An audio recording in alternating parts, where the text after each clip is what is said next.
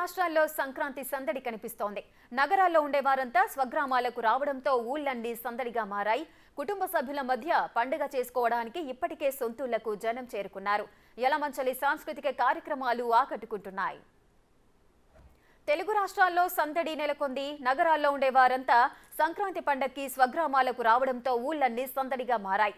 కుటుంబ సభ్యుల మధ్య పండుగ చేసుకోవడానికి ఇప్పటికే సొంతూళ్లకు జనం చేరుకున్నారు. యలమంచలి సాంస్కృతిక కార్యక్రమాలు ఆకట్టుకున్నాయి.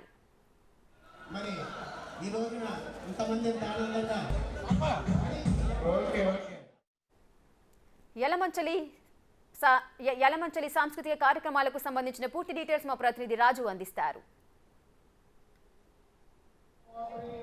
సంక్రాంతి వేడుకలకు సంబంధించి చాలా అంగరంగ వైభవంగా జరుగుతుంది. మొత్తము అనేక ప్రాంతాల నుంచి గోదావరి జిల్లాలకైతే సంక్రాంతి వేడుకలను సెలబ్రేట్ చేసుకోవడానికి జనం వస్తున్నటువంటి పరిస్థితి అయితే చూడొచ్చు.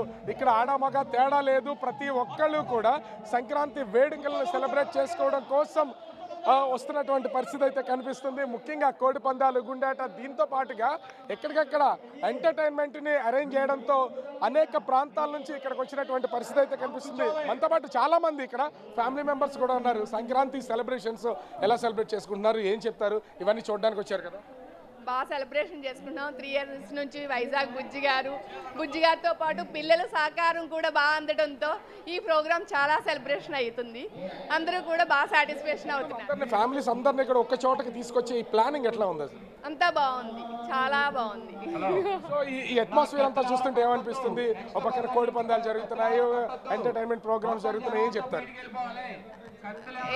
యాక్చువల్లీ ఎవ్రీ ఇయర్ ఈ టైంకి ఇక్కడ ఉండాలనిపిస్తుంది. ఇంత హ్యాపీగా ఉండడం, ఫ్యామిలీ మెంబర్స్తో ఇలా చేసుకోవడం బాగుంటుంది. ఇన్ని ప్రోగ్రామ్స్ పెట్టడం ఒక 3 years నుంచి చాలా గ్రాండ్గా జరుగుతుంది. సో ఇవన్నీ చూస్తుంటే ఒకటి సంక్రాంతి అంటే ఎక్కడెక్కడ ఉండే డిఫరెంట్ ప్లేసెస్లో ఉండే వాళ్ళందరూ కూడా ఇలా మీలా వస్తూ ఉంటారు. వచ్చిన సడన్గా ఇవన్నీ చూస్తుంటే ఏమనిపిస్తుంది? అసలు మాకు టికెట్స్ దొరకకపోయినా ఎక్కడ ఉన్నా కానీ ఆ టైంకి వచ్చేయాలనిపిస్తుంది ఎలాగో ఒకలాగా. సో ఒక పక్క ఎక్కడికి కోడి పందాలు చూడడానికి వచ్చారా, వెళ్ళారా, చూసారా, చూడడానికి వెళ్తున్నారా? చూడడానికి వెళ్తున్నామండి. వైజాగ్ బుజ్జి గారిది అయితే గుడ్ ఇనిషియేటివ్ అండి. అంటే చాలా ప్లేసెస్ ఉంటాయి, ఇక్కడికి రావాలని ఎందుకు అనిపించారు. చాలా ఎంటర్టైన్మెంట్ ప్రోగ్రామ్స్ పెట్టడం కానీ ఇవన్నీ. ఇక్కడ సంక్రాంతి ఈవెంట్ జరిగినా కేవలం కోడి పందాలకు మాత్రమే పరిమితం అయిపోద్ది. ఇక్కడ అలా కాకుండా మొత్తం అన్నీ ఉన్నాయి. ఇక్కడ సాంగ్స్ అని, డ్యాన్స్ అని, ఎంటర్టైన్మెంట్, జబర్దస్త్ అని, అండ్ ఫోటోగ్రఫీ కోసం ఒక పర్టికులర్ ఏరియాస్ పెట్టడం. It was nice. అంటే అసలు ఏజ్ ఫ్యాక్టర్ లేకుండా చిన్న వాళ్ళ దగ్గర నుంచి పెద్దవాళ్ళ దాకా అందరూ వస్తున్నారు కదా, చూస్తుంటే ఏమనిపిస్తుంది? సంతోషంగా.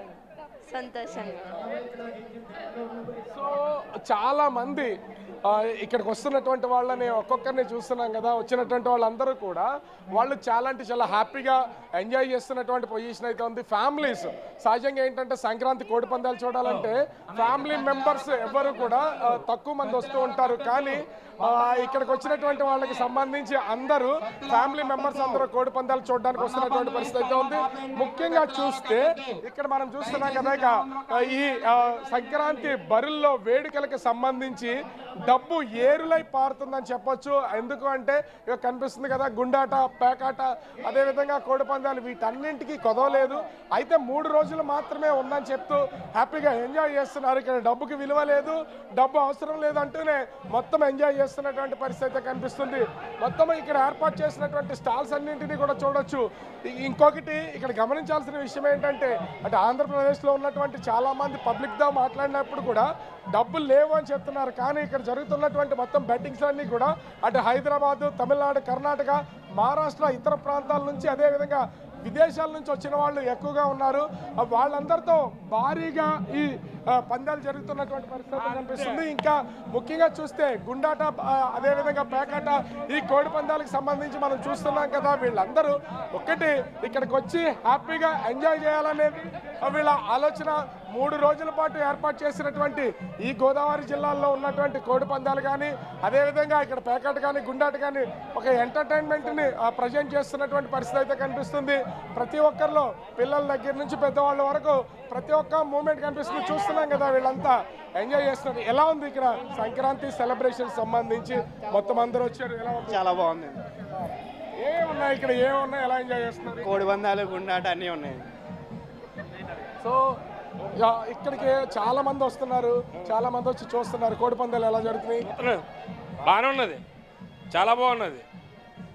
ఓకే, సో మనం చూడొచ్చు ఇక్కడ చూస్తున్నటువంటి ప్రతి ఈవెంట్ని ఇక్కడ ఇప్పుడు మనతో మాట్లాడిన మొత్తం మా ఫ్యామిలీ అంతా కూడా ఇక్కడ జరుగుతున్నటువంటిది ఇది గుండాట గేమ్ జరుగుతుంది.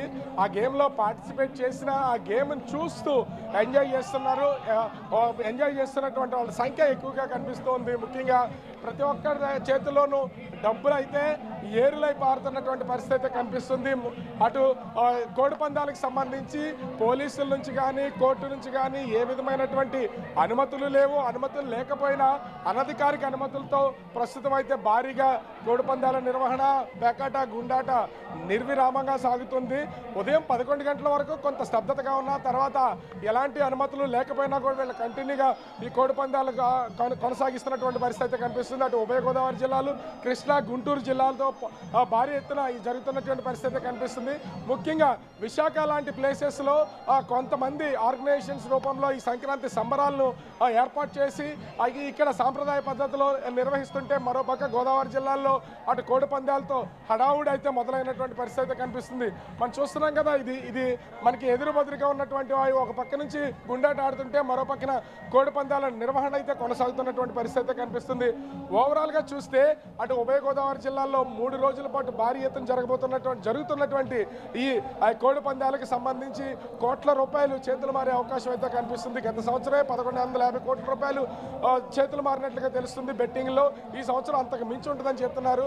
ఇప్పటికే కొన్ని రాజకీయ పార్టీలకు సంబంధించినటువంటి ఎమ్మెల్యేలు, అదేవిధంగా నియోజకవర్గాలకి కొత్తగా ఎన్నుకోబడినటువంటి ఇన్ఛార్జీలు అందరూ కూడా వచ్చి ఈ కోడి పందాలను ప్రారంభించి సంక్రాంతి వేడుకల్ని ఘనంగా సెలబ్రేట్ చేస్తున్నటువంటి పరిస్థితి కనిపిస్తూ ఉంది. Right, thank you Raju, thanks for the live details.